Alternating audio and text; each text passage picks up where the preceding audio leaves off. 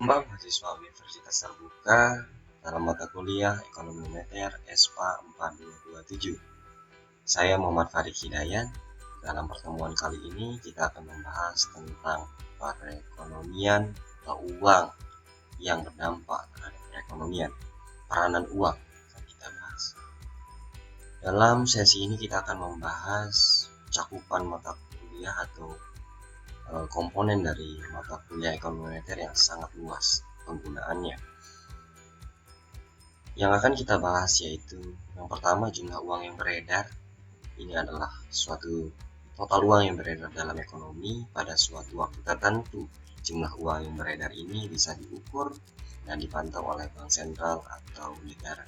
Selain itu, ada sistem lembaga keuangan di Indonesia, di mana lembaga keuangan atau institusi yang berfungsi untuk mengumpulkan dan menyalurkan dana. Di Indonesia sendiri, lembaga keuangan meliputi bank, yaitu seperti Bank Indonesia ataupun bank komersial, atau perusahaan asuransi, dana pensiunan, dan lainnya. Selain itu, kita akan mempelajari tentang teori permintaan uang yang menjelaskan mengapa orang memegang uang. Ada beberapa teori yang populer seperti teori klasik, teori Keynes, teori Friedman, dan lain sebagainya. Dan selanjutnya kita akan mempelajari juga terkait dengan teori penawaran uang. Teori ini menjelaskan bagaimana jumlah uang yang beredar dalam satu ekonomi bisa berubah.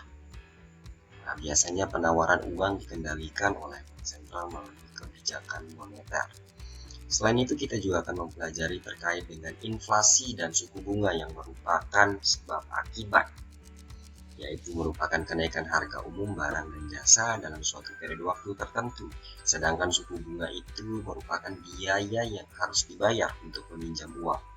Keduanya memiliki pengaruh besar terhadap perekonomian.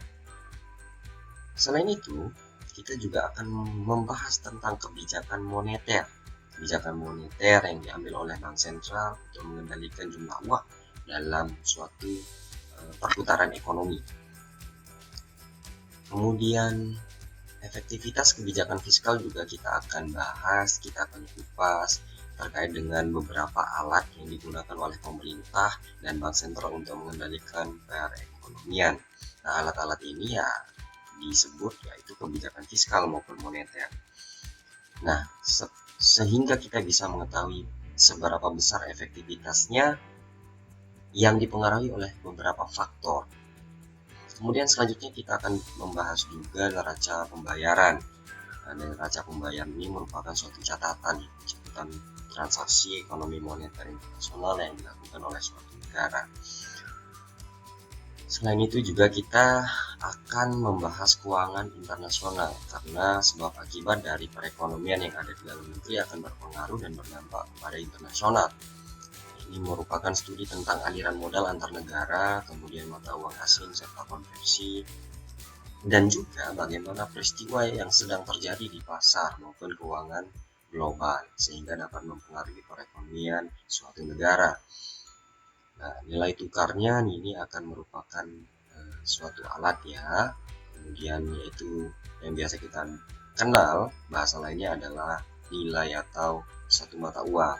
Satu mata uang yang akan dikonversi dengan mata uang lain jika suatu negara dengan negara lain melakukan kerjasama maupun perdagangan internasional. Mungkin ini sedikit penjelasan terkait dengan peran uang dalam perekonomian sehingga kita dapat lebih dalam mengkaji terkait dengan peranan-peranan uang. Saya harapkan Anda tetap mengikuti, memperkaya keilmuan dengan materi-materi yang sudah saya tambahkan dalam inisiasi pengayaan. Dan tak lupa juga saya mengingatkan Anda kembali untuk dapat mengisi presensi setiap sesinya, aktif dalam forum diskusi, sehingga Anda juga dapat berdiskusi dengan saya melalui chat personal. Saya persilahkan Anda untuk dapat aktif dalam setiap sesinya sehingga Anda dapat mendapat nilai yang sempurna di tutorial mata kuliah ekonomi moneter ESPA 4227. Salam saya tetap semangat, pantang mundur untuk belajar walaupun kita belajar secara online melalui fasilitas tutorial online ini. Salam hangat dari saya. Wassalamualaikum warahmatullahi wabarakatuh.